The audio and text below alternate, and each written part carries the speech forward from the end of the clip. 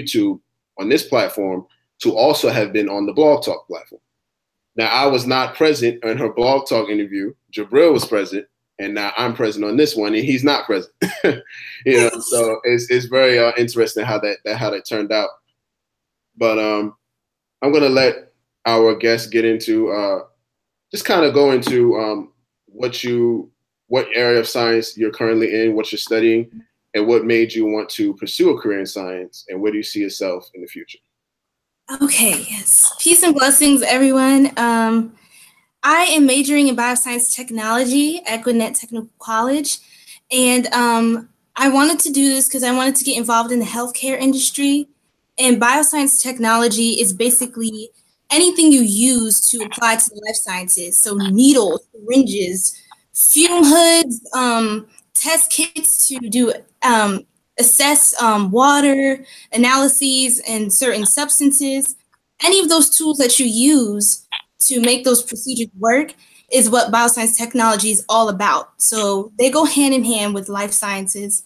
And I always wanted to help people. I had a serious passion, and just seeing health problems in our communities, in this country, of this whole Western society, this fast food society, the way it works is just kind of degenerative. So learning these holistic ways of medicine and these technologies is something, it's the direction I wanted to go to pursue healthcare and helping people.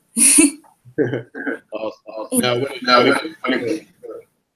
mute your background.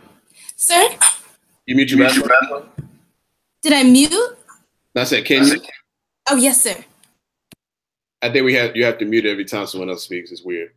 But what made you want to go into healthcare in terms of just the medical arena? Why that particular area? I wanted to go into healthcare because I wanted to have the chance to directly work with patients and people and give them recommendations for a healthy lifestyle. And I also want to get into the research arena as well, but I want to start out by directly having that intrapersonal relationship with other people. So that's why I wanted to do that. Cool. So let's go a little bit more into the into that particular area in terms of healthcare. My background is also in medicine. I actually took a non-traditional route to my research background. I wanted to major in agriculture and kind of apply it to my research. What are some of the things that you've seen in agriculture when you were working with the Black Agricultural Survival Expo and medicine? What are some of the things that the correlations that you see between the two? The correlation I've seen is especially through the food, where I'm very interested in food and nutritional science as well, that I wanted to pursue it at Tuskegee in a few years. But I saw with the food and the workshops they had about the nutrients and the different things in this food is what will heal us. And that black soil with the worms that are dancing in the soil, we got to see them tossing that fresh compost, which kind of stank, but it was very good for us. This is how I saw agriculture and medicine tying into each other. So I'm like, oh, you can take this soil and you can cultivate it and grow plants and food, and you can heal people this way. Just as this, in the same way that they're destroying people and causing sicknesses, that people are running to drugs and things because of the GMO crops and the pesticides, etc. Right. So, yes. Awesome. So when you saw the correlation, did you know it was then? That you wanted to use bioscience technology as a career, or did you know kind of earlier, a little bit earlier before that?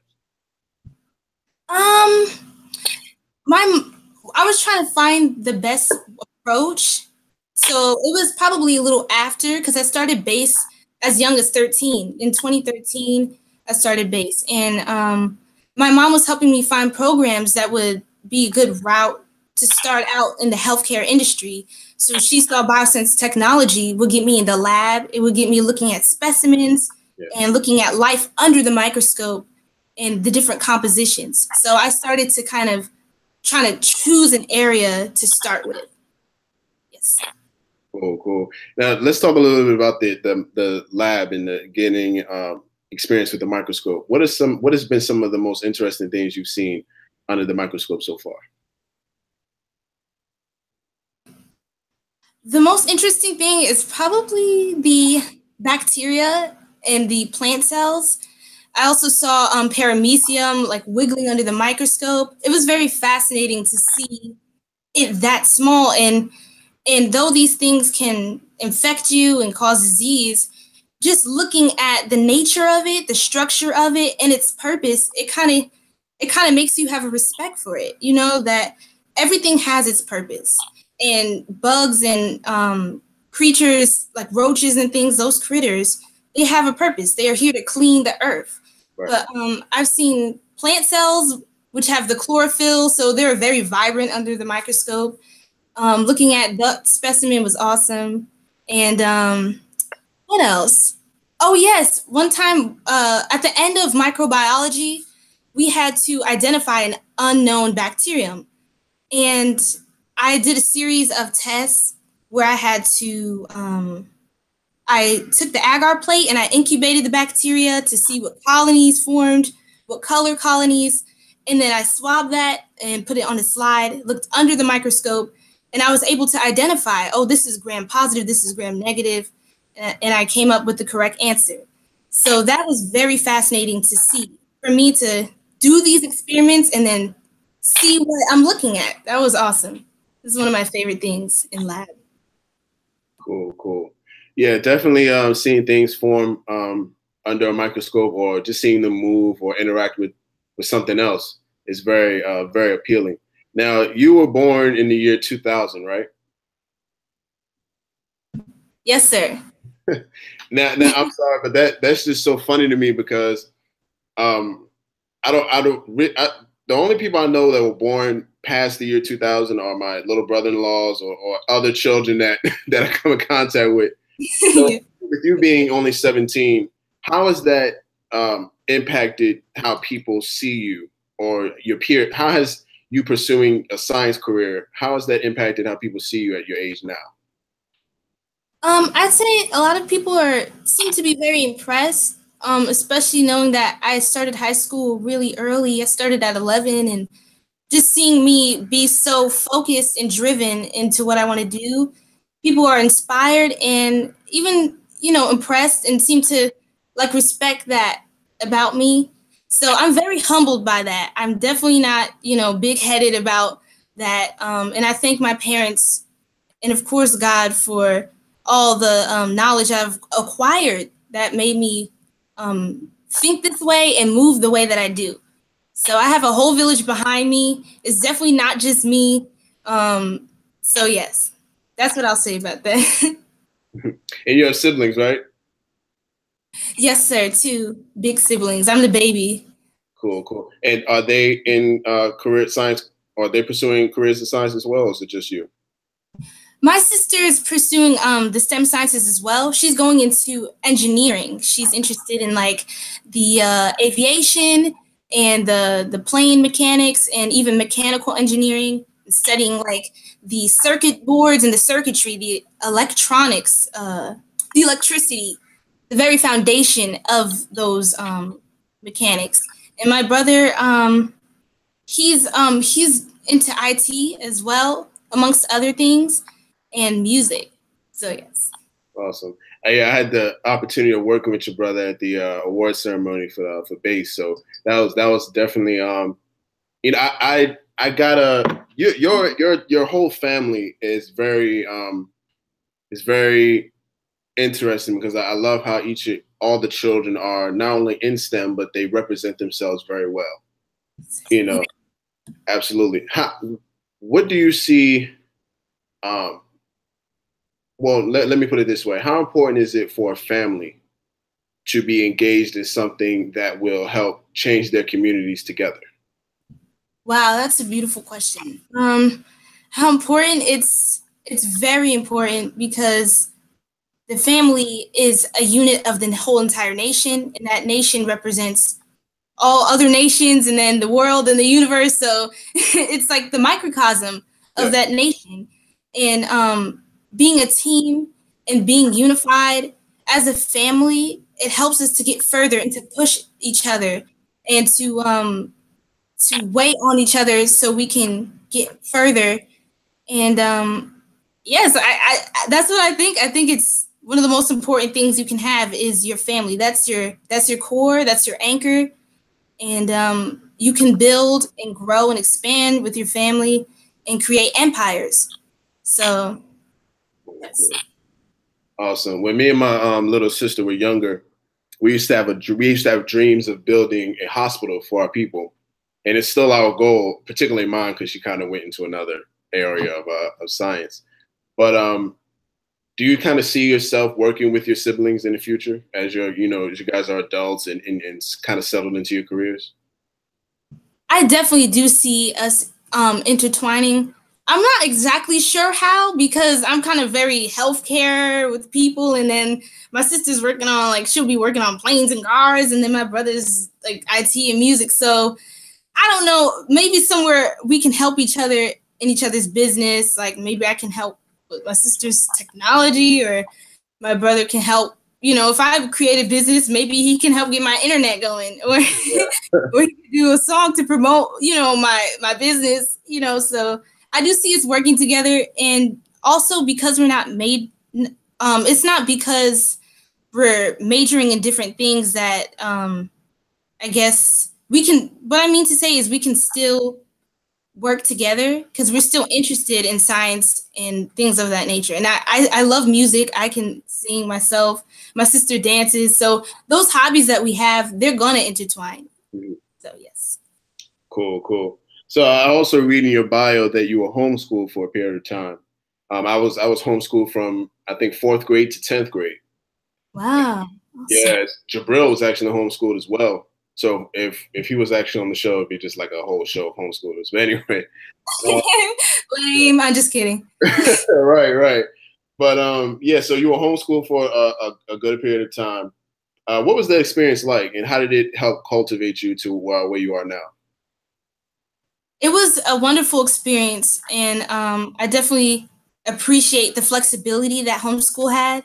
At first, I was all in it because I was tired of school and the spoiled lunch food and the crazy children going wild everywhere. I couldn't focus and couldn't concentrate.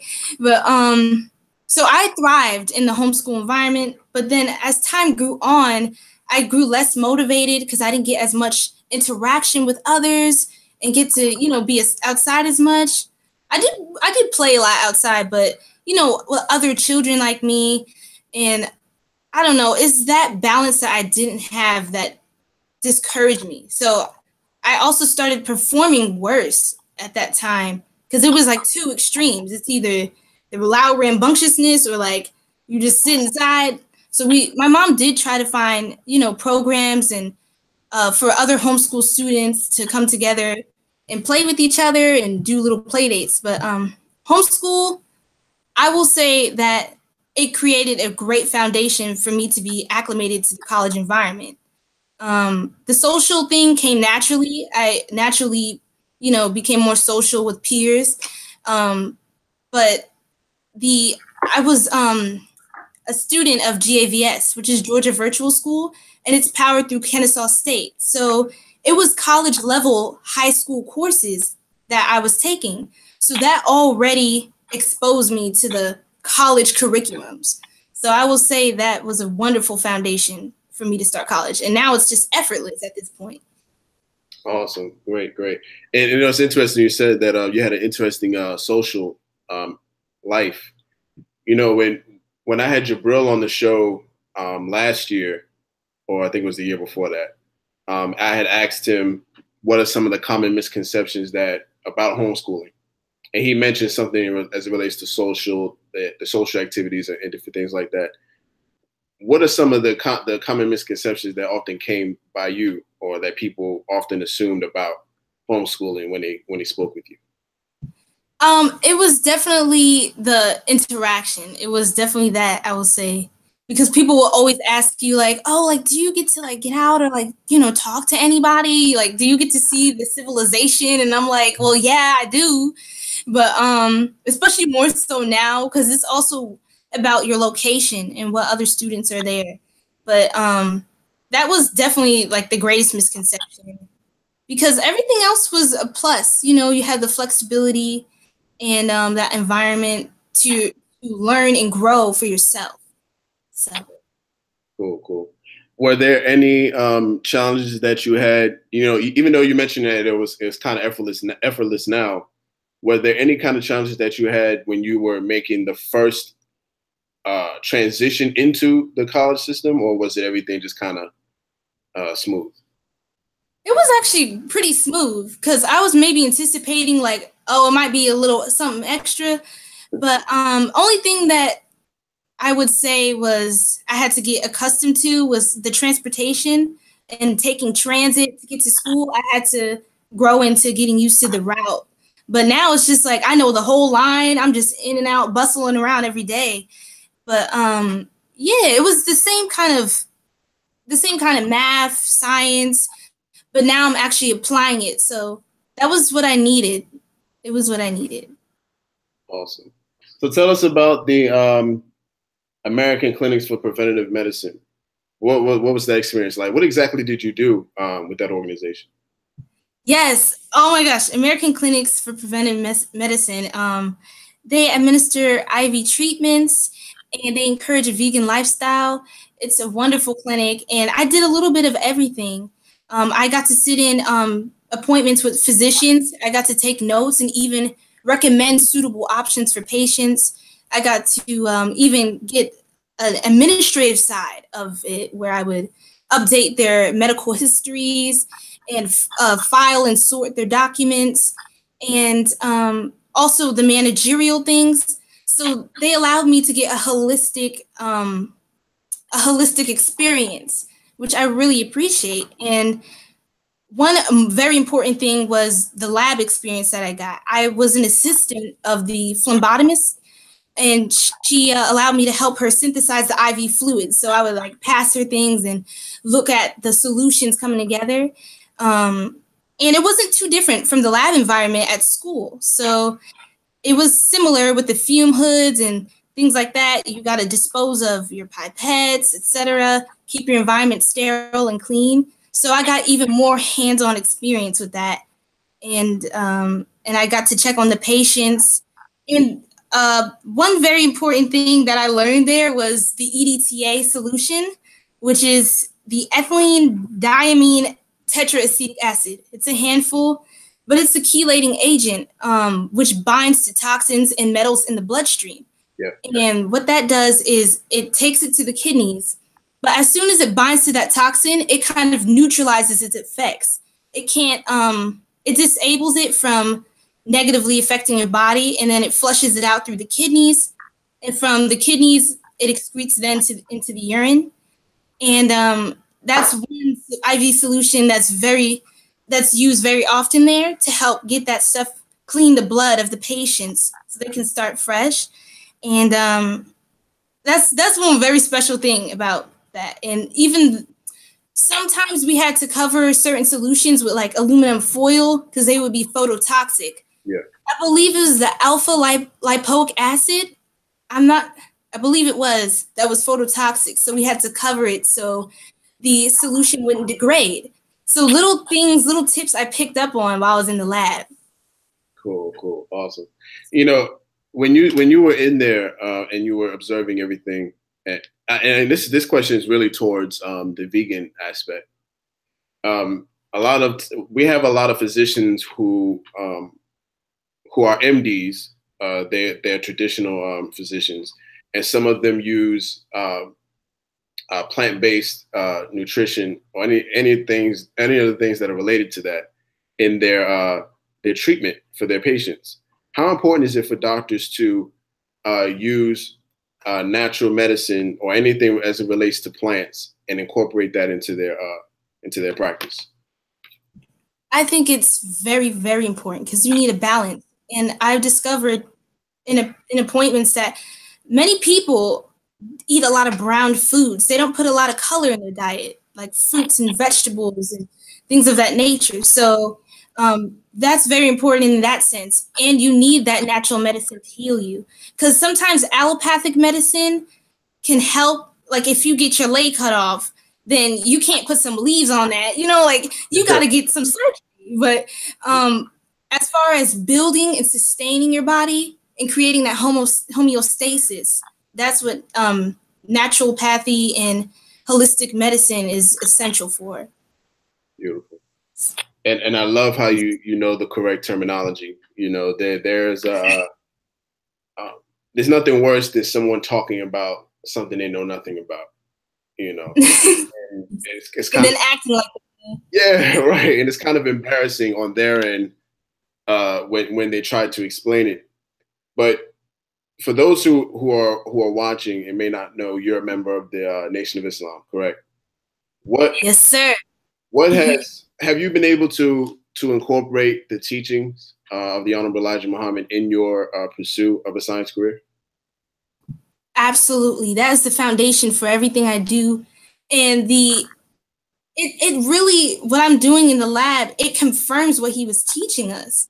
And I was like, I just see it now, even more so hands-on. I'm like, oh, this is what he means. Wow. And different skills I learned from trying to strive to reflect his character and the example that he gave us, which was a perfect example.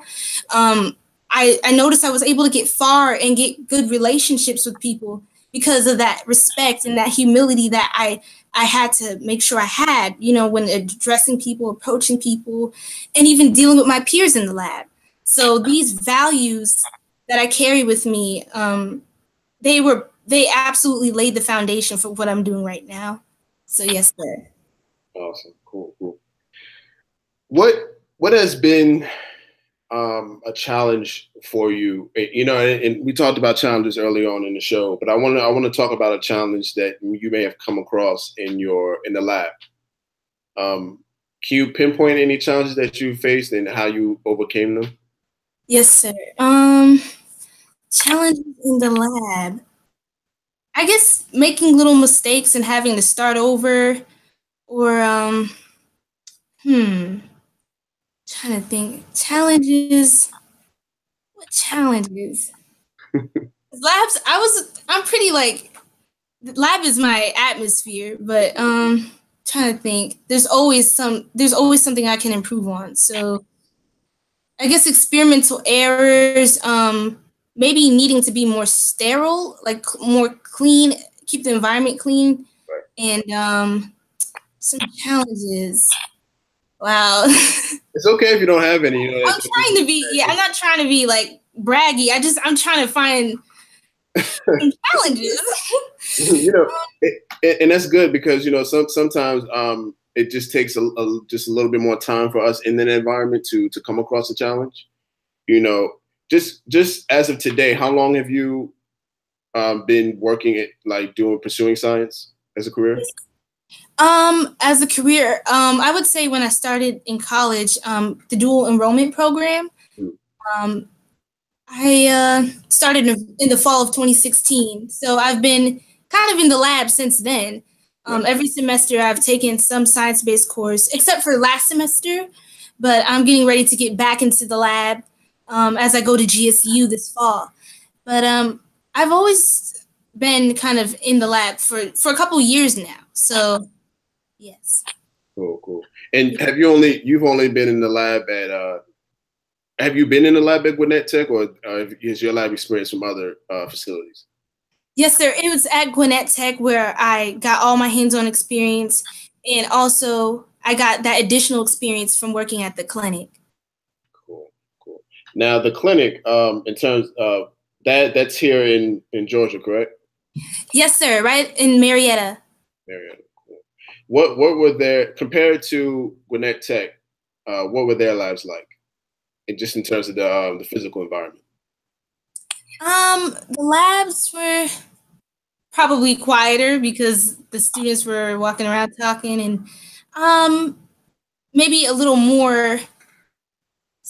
smaller because then you have really big labs for everyone to do what you got to do. But in the clinic lab, it's like, one person is just whipping up those solutions. So who's already experienced. So yes, that's the difference in the labs, really. And the materials, we didn't have a bunch of different materials because it was very focused on, creating the IV fluids instead of incubating bacteria and making chemiluminescence reactions and all that extra stuff. They had everything on deck, but you just have what you need. Cool, great. Most students that are your age at 17 are in the process of either completing their junior year of high school or completing their senior year or get ready to graduate in some way. How do you see yourself amongst your peers? We talked about how they see you, but how do you see yourself among them? And do you see yourself being a good example to them as you pursue in your career? Yes, sir. I do see myself as a good example to them in the route that I'm taking, and how I see my peers. I see them as awesome, and I'm also around a lot of dual enrollment students, and even just regular college students, or even older people who want to come back to college and learn something new. So I have like a mixed environment where I get to see their experiences and what they've been able to acquire, and even like tips that they've given me. And yeah, I see my peers as amazing, and they're doing great things as well. And I'm around, other dual enrollment students, so we're kind of taking similar routes. And yes. Great. Now, in your bio, it says that you plan on going to Georgia State to begin your studies in food nutritional sciences. So, and then you also want to, begin your studies in food and nutritional sciences as well as in Tuskegee University. So you want to do your bachelor's at Georgia State and your master's in Tuskegee? I'm still working out my plans. I'm still doing little edits. I'm thinking of continuing the bioscience program to get my degree at GSU, or even start biology as a major for the core foundation and maybe minor in something, or just major in biology at GSU. And then when I go to Tuskegee, then I can get that ground experience there and probably get a bachelor's in food and nutritional science. So I'm still kind of working it out, trying to find out how I want to take this thing and where I want to go. Cool. So what's the story behind food and nutritional sciences? Have you had experience cooking? Is that something that you see yourself doing in addition to healthcare, or is that the avenue in which you wanted to actually administer your healthcare through food and nutritional science? Yes, sir. That's what I wanted to do, and also do research in the composition and what's in the food. And yes, I have been cooking for a long time. I'm 17, so that sounds funny, but since right. I was 9, I've been cooking. When I first started, I boiled a little water so my mom can make the green beans and whatnot. But now I'm making full course meals with the bean soup, the salad, the salmon Alfredo, fettuccine, and So I always love food. And my mom, growing up, she had a lot of books on food and nutritional science, and she always wanted to inform my family of like who had health problems and things like that, and even to help herself and to raise us as healthy children. She always had she'd done a lot of research. So I think that's how I also came to fall in love with food and nutritional science. And working with Most Spices, being a member of our family business, then again, you're working with, food and nutritional science. You're working with the spice blends and quality control.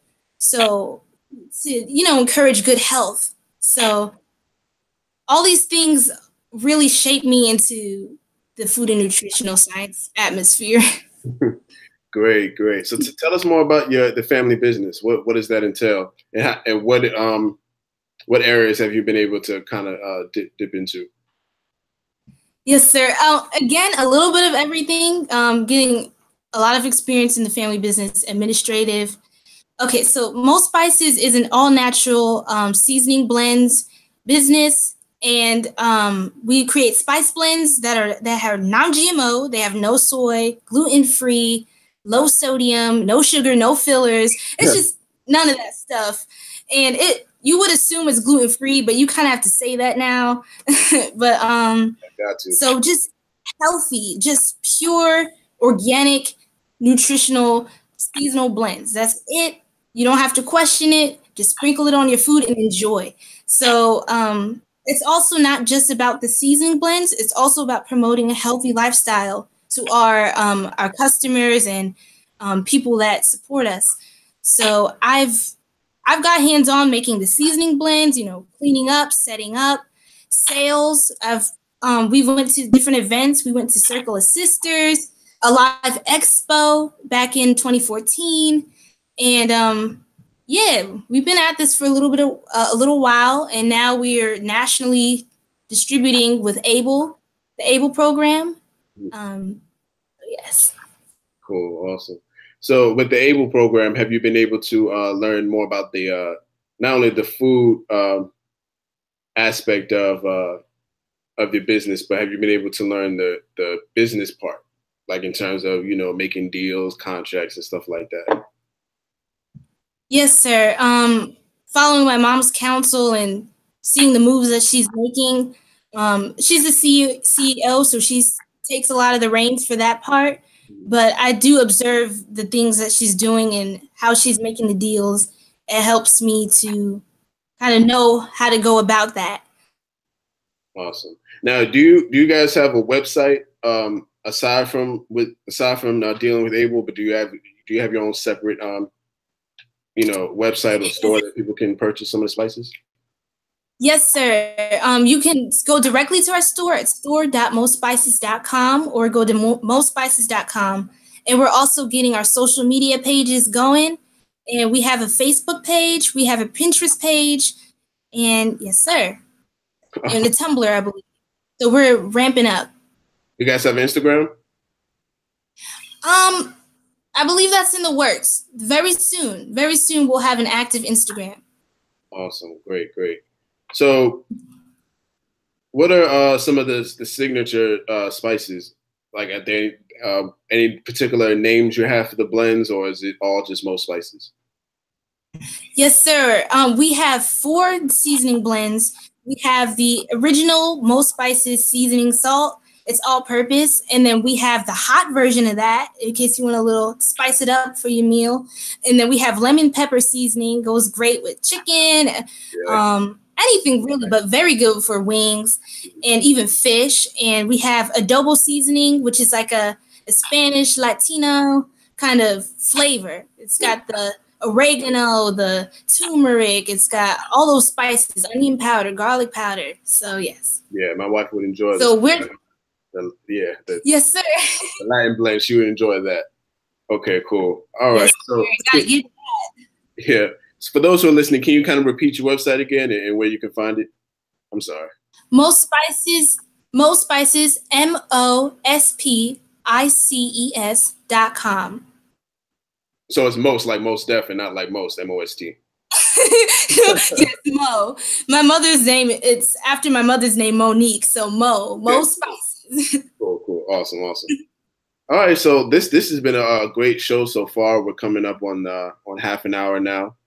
Yes. What has been, well, let me go from another direction. Let's talk about your parents and some of the mentors that you've had so far. Who are the people that inspire you? Where do you draw your energy from? Wow. I draw my energy from my family, my support system, my grandparents, my mom, my dad, my siblings. They always push me, support me, encourage me. And even my new family at the clinic, my doctors have, they're trying to look out for me and give me tips to weave my way successfully through this industry that they've had so much experience in for so long. So I have a whole village behind me, the nation, of course, the Honorable Minister Louis Farrakhan, the Most Honorable Elijah Muhammad. These men have tremendously changed my life and keep me going. They always keep me motivated and focused to stay on the goal. And first and most importantly, God keeps me going. That's all I need. God is sufficient for me. And I have his validation, I have his recognition, then that's enough for me to always keep going and always be grateful. Awesome. You know, we've had enough a lot of guests on the show. We've had enough guests on the show to kind of debunk where some scientists are saying that you can't incorporate God into science in any way. You know, just in the guests we've had on the show, we have enough people to kind of say, okay, that's a fallacy. When you are doing what you're doing in science, how do you see God in that? Or how can you picture, how can you extract God out of what you're doing? I see him pervading throughout it all. I see him at the core of all of it, at the structure of the atom. I see his grace.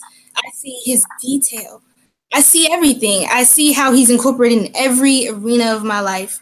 And it just always, looking at these things on a deeper level and getting exposed from the science angle of life, it really, I think religion and science actually should be one and the same. A lot of times people separate it, but it's really essentially the same thing. Like Islam will prove in no limited time the facts and the truth.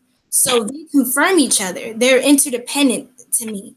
And I just, when I'm doing these things in the lab, I'm just like, oh, wow. Like I'm looking under the microscope. I'm looking at this bacteria is living, it's multiplying. And I'm just in awe of God's greatness.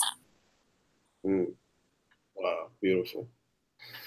What do you have any particular things in science that you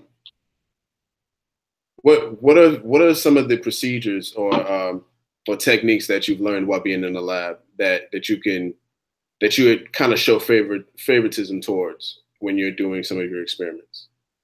I had a lot of fun incubating bacteria and preparing like the agar plates and swabbing it and seeing what colonies come of it, and just seeing what everyday things, like we're just swiping our hands or swiping the back of our ear and seeing how like ill, like all of that just multiplying. That's something I really liked. I also really love the chemiluminescence reactions, which is the light reactions where we saw things glow in the dark just by mixing chemicals together and playing with it and seeing how the heat creates that energy and creates that light.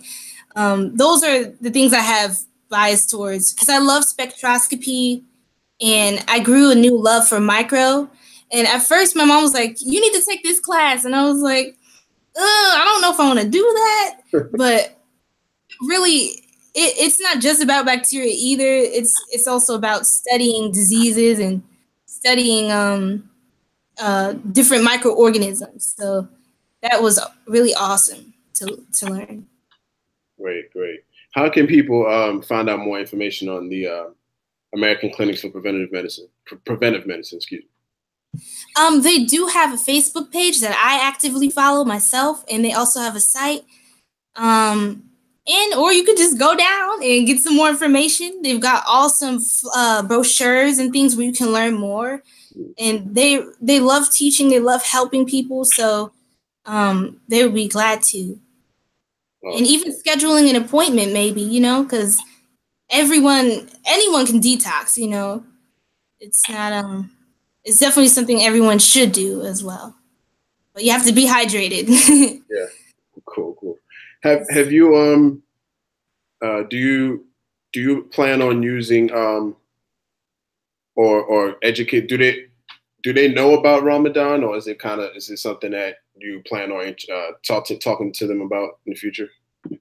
They actually do, because they've had other interns that have shadowed them who are members of the Nation of Islam. So they definitely know, and the owners, they know the minister, and definitely have that love and respect for the nation as well. So that's something I also appreciated.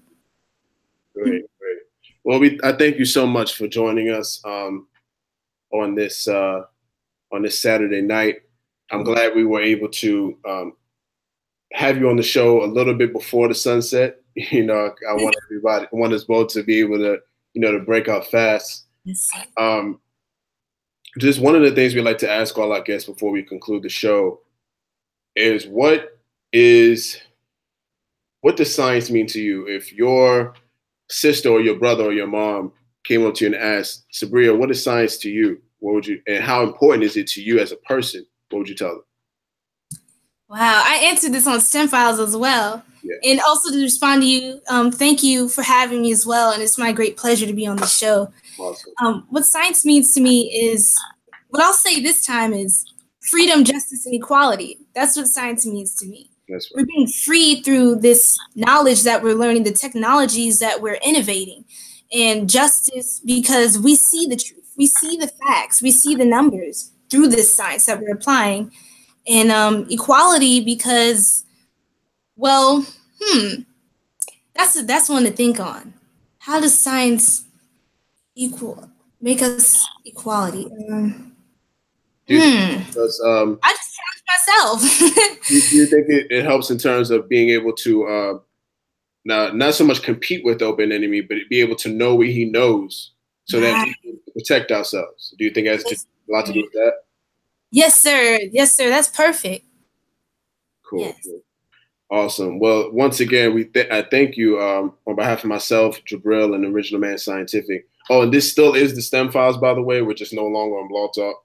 So, yes, sir. If you want to call this the STEM Files too, it's cool. Awesome.